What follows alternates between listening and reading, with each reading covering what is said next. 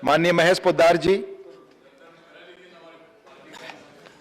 धन्यवाद उपसभापति महोदय, मुझे गर्व है कि मैं यहाँ हूँ और मुझे उससे ज़्यादा गर्व है कि आप वहाँ हैं।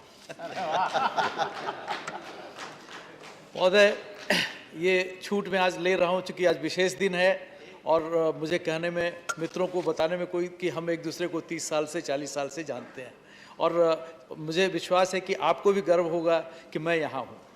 महोदय, संसद का आगामी शीतकालीन सत्र संसद के नए भवन में होगा। महोदय, नई तकनीकी के साथ होगा और वो केवल, मैं इसे देखता हूँ, केवल भवन ही नहीं होगा वो, बल्कि इस देश के संकल्प और कर्मठता का प्रतीक होगा। हमसे कुछ लोग वहाँ ना होंगे, ये एक अफसोस है और मैं तो इतना ही कहूँगा, कितने पास कितनी दूर, एक अभाव हमें इस चीज़ की कमी जरूर रहेगी। महोदय, मैं खुद को भाग्यशाली मानता हूँ कि मेरी पार्टी भारतीय जनता पार्टी ने मुझको राज्य के प्रतिनिधि के तौर पे इस सदन में भेजा।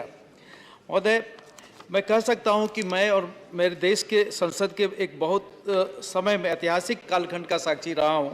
जीएसटी के कानून का गवाह था, पाकिस्तान से विंग कमांडर अभिनंदन की रिहाई में खड़े सारे सांसदों का खड़े होना का मैं गवाह था, अनुच्छेद 370 को निरस्त करने का गवाह था, वैश्विक महामारी के बावजूद इस संसद के कामकाज का गवाह था।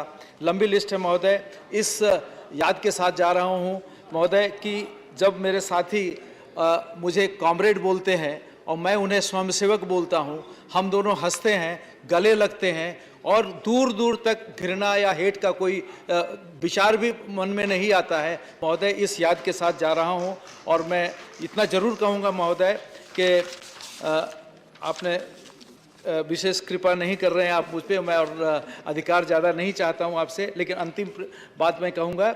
इसलिए भले ही हम 2030 के लिए अपनी दृष्टि का निर्माण करते हैं महोदय, लेकिन मैं इस आशा के साथ जा रहा हूं कि हमारे देश का भविष्य बहुत उज्जवल है, हम बहुत सशक्त होंगे, आर्थिक प्रगति होगी, सामाजिक विकास होगा, सांस्कृतिक पूंजी के आसपास हम केंद्रित होंगे और हमें यह न भूलना चाहिए कि 2024 में एक संक्षिप्त विराम होगा, लेकिन उसके बाद हम और बहुत तेज़ी से आगे बढ़ेंगे। महोदय, हमारे पास विजन है, उसको जाने न दें और मैं फिर से दोहराता हूं कि इस सदन को मैं इतना ही कहूंगा कि बाबू मोशाय, जिंदगी बड़ी होनी चाहिए, लंबी नहीं। धन्यवाद। धन्यवाद।